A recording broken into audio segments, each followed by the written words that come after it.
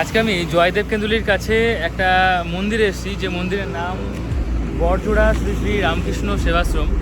অসাধারণ মন্দিরটা, তাই ভাবলাম একটা ছোট্ট ভিডিও করে তোমাদেরকে একটু দেখাই। এর দেওয়ালের এখানে যে কারুকার্যগুলো করা আছে, ভগবানের যে মূর্তিগুলো করা আছে, দুর্দান্ত লাগছে।